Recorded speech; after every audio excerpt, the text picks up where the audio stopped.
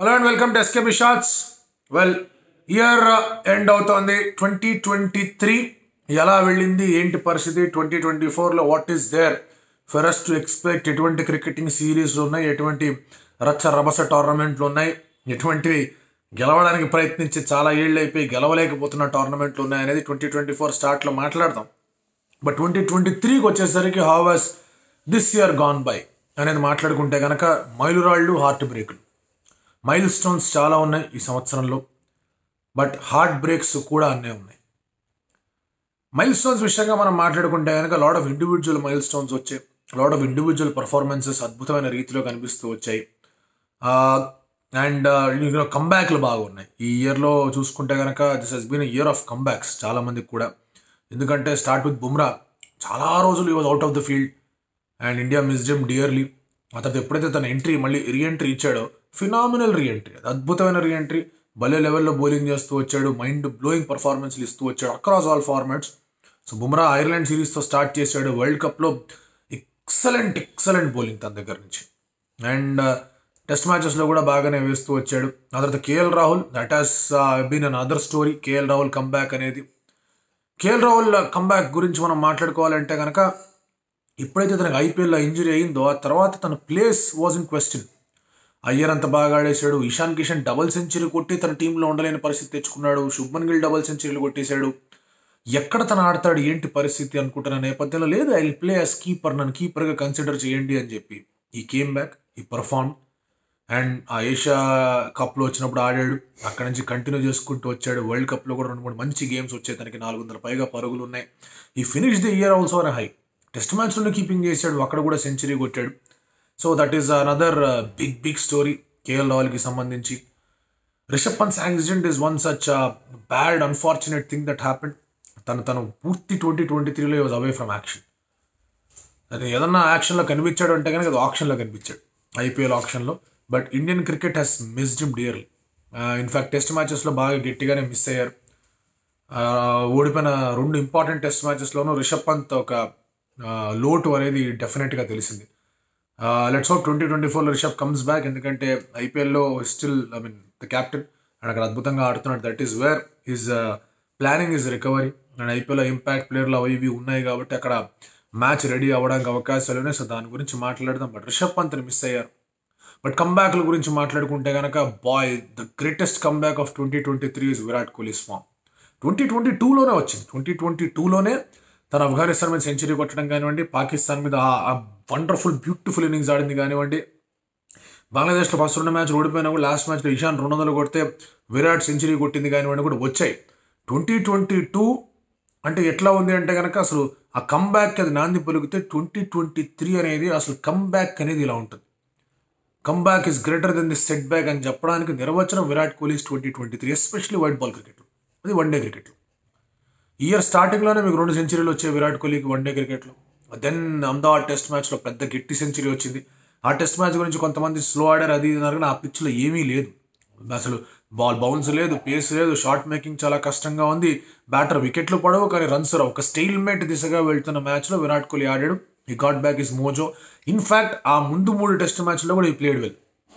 Ball లో అవ్వడము, కొన్ని ఎంపైర్లు కాల్ రావడం, ఇవన్నీ బిస్కెట్లు అయ్యాయి, కానీ అదర్వైజ్ ఈ played well. So Virat Kohli ఆ టెస్ట్ మ్యాచ్ అక్కడ కూడా బాగా ఆడడం అనేది చూసాం. ఆ తర్వాత సరే when it went to the one day ఫార్మాట్కి వెళ్ళినప్పుడు ఏషియా కప్లో సెంచరీ రావడం, వరల్డ్ కప్లో ఆ విధంగా సెంచరీలు కొట్టడం. సెంచరీలు పక్కన పెట్టిన అన్ని రన్స్ ఎవరు స్కోర్ చేయాలి, దాదాపు 800 పరుగులు ఇప్పటిదాకా ఎవరు రారు. హైయెస్ట్ సచిన్ టెండూల్కర్, ఆ రికార్డు కూడా బ్రేక్ అయింది. 50వ వన్డే సెంచరీ అనేది వచ్చింది విరాట్ కోహ్లీకి. ఇది ఒక అద్భుతమైన మైల్ స్టోన్.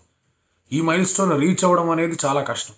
టెండూల్కర్దే కష్టం, అసాధ్యం అనుకుంటున్న టైంలో విరాట్ కోహ్లీ అనిదన సాధ్యమైన ఒక పట్టుదలతో, ఆటతో తనని తాను ప్రేరేపించుకుంటూ జనాలందరికీ ప్రేరణ కలిగించేలాగా చేస్తూ అద్భుతమైన రీతిలో ఆ పరుగులు సాధిస్తూ ఆ సెంచరీలు సాధించాడు.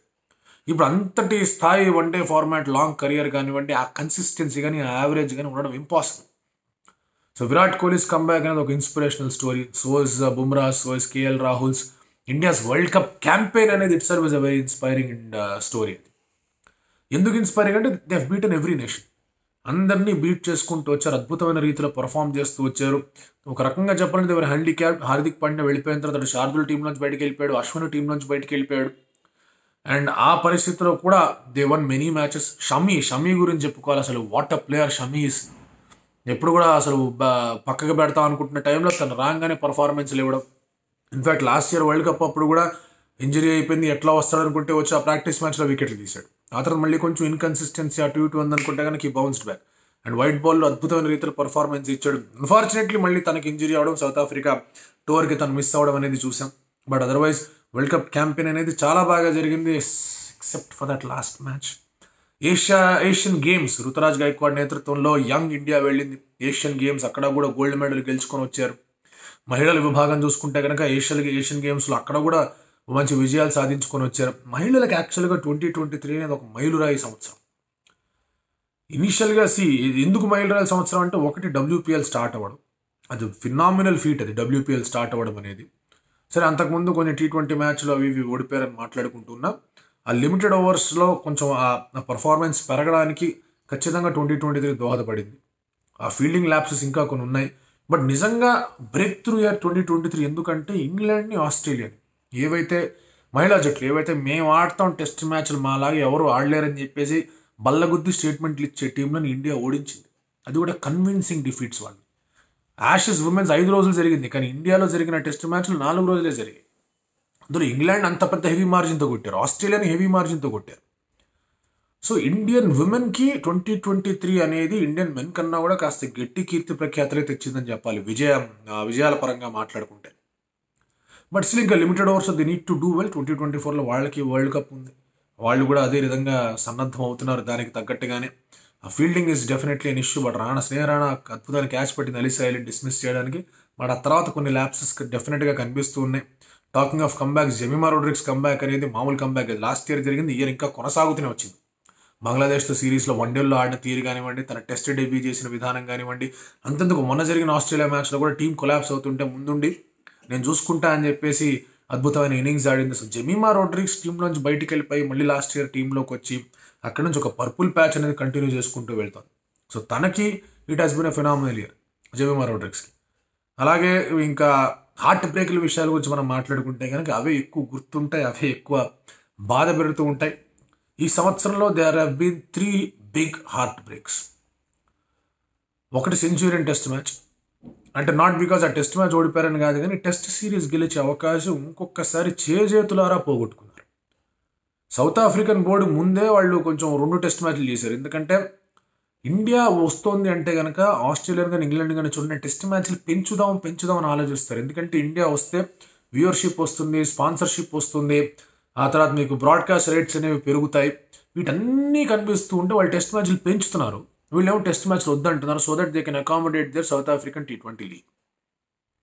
BCCI కింద ఒక్క పైసా రాదు ఈ సిరీస్కి వెళ్ళినందుకు. BCCI హోమ్ సిరీస్లు కండక్ట్ చేస్తే వాళ్ళు డైరెక్ట్గా వాళ్ళ జేబులో డబ్బులు వెళ్తాయి. అవే సిరీస్కి వెళ్తే కనుక దట్స్ అ డిఫరెంట్ స్టోరీ. అసలు ఏమి రావు. BCCI cannot even dictate terms. అలాంటి పరిస్థితుల్లో వాళ్ళు 2 మ్యాచ్లు సిరీసే పెట్టుకున్నారు అండ్ వాళ్ళకి అది అడ్వాంటేజ్ అయింది. ఫస్ట్ మ్యాచ్ వాళ్ళు గెలిచేశారు. India played really disastrously. ఇక అందరూ కూడా అసలు అంటే దాన్ని జీర్ణించుకోవడానికి కష్టపడుతూ ఉన్నారు. Tactically India was wrong, decision మేకింగ్లో ఇండియా వాజ్ రాంగ్, ఆ తర్వాత performance India was completely wrong. Bowling 408 కొట్టించారని పట్టుమని 90 ఓవర్లు ఇండియా ఒక ఓవర్సీస్ టెస్ట్ మ్యాచ్లో ఆడి ఇన్ని రోజులైంది. అంతేందుకు ఇండియాలోనే 90 ఓవర్లు ఆడలేకపోతున్నారు వాళ్ళు. కొంచెం టర్న్ అయినా ఇబ్బందే, కాస్త బౌన్స్ అయినా ఇబ్బందే, సీమ స్వింగ్ అయిందంటే ఇంకా దేవుడికి. ఎంత తక్కువ మాట్లాడితే అంత తక్కువలాగా బ్యాటింగ్ అనేది డిటీరియరేట్ అవుతూ వచ్చింది. ఈ వరల్డ్ టెస్ట్ ఛాంపియన్షిప్ అంటారా, అది ఆస్ట్రేలియా స్టార్టెడ్ యాజ్ ఫేవరెట్స్, కానీ అదే ఆస్ట్రేలియాని ఇండియా ఓడించింది. ఈ సైకిల్లోనే కాదు, లాస్ట్ 2 ఆస్ట్రేలియాకి వెళ్ళి వాళ్ళని ఓడించింది. బట్ ఇంగ్లాండ్కి వెళ్ళిన తర్వాత ఏమవుతుందంటే సడన్లీ తెలుసు బుమ్రా మీకు సడన్గా ఏంటబ్బా ఇది ఇట్లా తయారైపోయింది అనే ఫీలింగ్లో ఉంటారు. ఆ తర్వాత you go with sub standard bowling. Travis Head అక్కడ ఉతికారేసాడు. ఇండియన్ బ్యాటింగ్ ఫీల్డ్ 40లో విరాట్ కోహ్లీ అవుట్ అవ్వడం, 80 అట్లా వచ్చిన తర్వాత అజింక్య రహానే అవుట్ అవ్వడం. స్టిల్ లాస్ట్ డేలో 7 వికెట్స్ అండ్ 280 రన్స్ కొట్టాలి. ఫస్ట్ సెషన్లోనే టప్ప కూలిపోయారు. India's collapses have been miserable. అంతెందుకు మన ఇందోర్ టెస్ట్ మ్యాచ్ కూడా ఆస్ట్రేలియాకి అగేన్స్ట్, అక్కడ కూడా తీవ్రమైన కొలాప్స్. సెంచురీలో చాలా తీవ్రమైన కొలాప్స్. వరల్డ్ టెస్ట్ ఛాంపియన్షిప్లోనూ అంతే, 2 ఇన్నింగ్స్లో. అంటే you play very hard to get to the finals. Test matches అనేవి సగం ఇంట్లో జరుగుతాయి, సగం బయట జరుగుతాయి. బయట జరిగిన టెస్ట్ మ్యాచ్లోనూ ఇండియా డిడ్ వెల్, లోన జరిగిన టెస్ట్ మ్యాచ్లోనూ ఇండియా డిడ్ వెల్. బయట జరిగిన టెస్ట్ మ్యాచ్లు, ఇంగ్లాండ్ టెస్ట్ మ్యాచ్లు మాట్లాడుకుంటే కానీ బర్మింగ్హామ్ టెస్ట్ అది లాస్ట్ ఇయర్ ఓడిపోయారు, కానీ but still that is a part of the cycle. 2 test మ్యాచ్లు గెలుచుకొచ్చారు అక్కడ. బంగ్లాదేశ్కి 2 టెస్ట్ మ్యాచ్లు గెలుచుకొచ్చారు.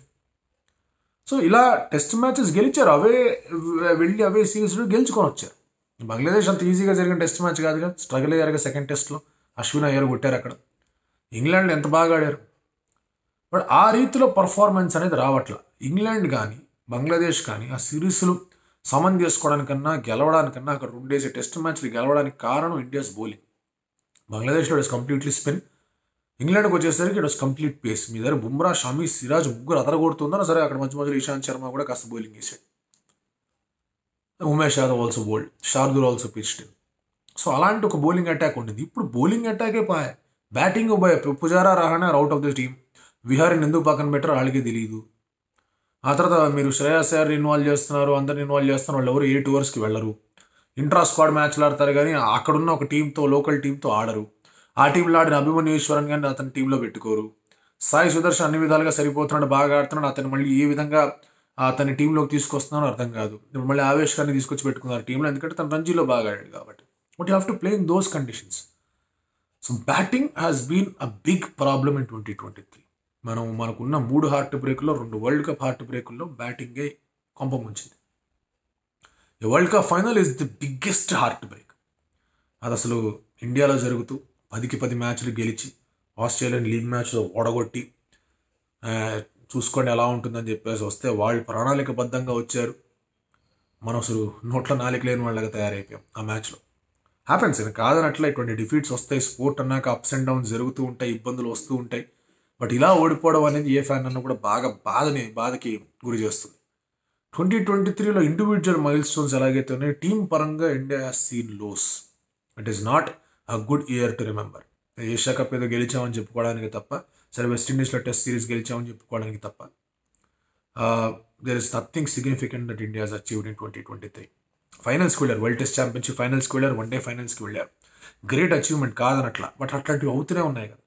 2023 was more of a hope, ఎందుకంటే ఇండియాలో జరుగుతుంది ఆ వరల్డ్ కప్ అని. అది మిస్ అయింది. ఫినామినల్ ఇండివిజువల్ పర్ఫార్మెన్సెస్ ఉన్నాయి. రోహిత్ శర్మ వరల్డ్ కప్లో ఆడిన తీరు చూస్తే కనుక అదిరిపోయింది. తను బ్యాటింగ్ చేసిన విధానం చూస్తే ఇందాక మాట్లాడిన కేఎల్ రాహుల్ కానీ, బుమ్రా కానీ, షమీ కానీ, ఆ తర్వాత విరాట్ కోహ్లీ, ఆఫ్ కోర్స్ కుల్దీప్ యాదవ్ కూడా బాగా ఆడిన సందర్భాలు ఉన్నాయి. కుల్దీప్ యాదవ్ లాస్ట్ ఇయరే మంచి పర్ఫార్మెన్స్ ఇచ్చాడు బంగ్లాదేశ్ సిరీస్తో. Then you see how his growth was. 1 day మ్యాచెస్లో ఎంత అద్భుతంగా ఆడాడు కుల్దీప్ యాదవ్. తనది కూడా ఒక కంబ్యాక్ స్టోరీ ఉంది, అది కూడా ఒక మంచి ఇండివిజువల్ పర్ఫార్మెన్స్ ఉంది. Jadeja has been contributing well. కానీ ఇండివిజువల్గా షైన్ అయ్యారు, కానీ కలిసికట్టుగా గెలవాల్సిన మ్యాచ్లు కూడా పోయాయి. సో 2023 అనేది ఎలాగైతే ఒక సాడ్ నోట్తో ఎండ్ అయిందో ఇండియాకి, 2024 probably the tide is upwards. And అక్కడ కూడా ఉన్నాయి, ఒక T20 వరల్డ్ కప్పే ఉంది, తర్వాత మళ్ళీ in the end Australia series కూడా ఉంది, మహిళల విభాగంలో వాళ్ళకి వరల్డ్ కప్ ఉంది. సో అక్కడ కూడా ఇంట్రెస్టింగ్ ఇంగ్లాండ్ సిరీస్ రాబోతుంది. It's an interesting ball game all together.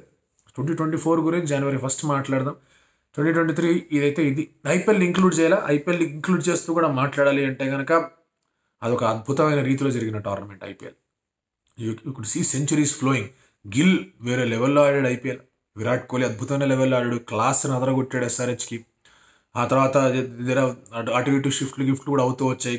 Kolkata night riders second half of the సీజన్లో బాగా పుంజుకున్నారు. తర్వాత మీకు హర్షదీప్ అక్కడ బాగా వేసాడు, బట్ సంభవ్ నిఖిలస్ పురన్ వాళ్ళందరూ బాగా గట్టి కొట్టుదిలి పెట్టారు. ముంబై ఇండియన్స్ వాంఖెడేలో బాగా ఆడింది. Suryakumar Yadav fantastic tournament IPL. But IPL was this IPL 2023 was centred around 1 man. ఆ 1 man గెలవాలని చెప్పేసి చాలా మంది కోరుకున్నారు. అతని ఫ్యాన్స్ ఉన్నా కాకపోయినా, సిఎస్కే అభిమానులా కాకపోయినా కూడా ధోని గెలవాలి, ధోనిది లాస్ట్ ఐపీఎల్ అనుకున్నారు. జడేజా 2 షాట్లతో ధోని గెలవడం, ఆ ఒక ఇమోషనల్ మూమెంట్ అనేది రావడం, I think that is the only high that Indian cricket fans will remember. IPL కూడా ఇండియన్ క్రికెట్లో భాగమే కాబట్టి దే విల్ రిమెంబర్. అంతకుమించి ఇండివిజువల్గా they can remember some highs ఏమో, కానీ ఐపీఎల్ పరంగా ఆ సిఎస్కే గుజరాత్ మ్యాచ్ అనేది మాత్రం గట్టిగా చాలా మంది గుర్తుంటుంది. And it still is not lost tournament. మళ్ళీ వస్తున్నాడు ఆడడానికి. సో అది కూడా చూడాలి ఎలా ఉండబోతుంది ఏంటి 2024 అనేది. But yeah, individually respective players ఒక ఫ్యాన్స్ హ్యాపీగా ఉండొచ్చు. Collectively 2023 has been a let down.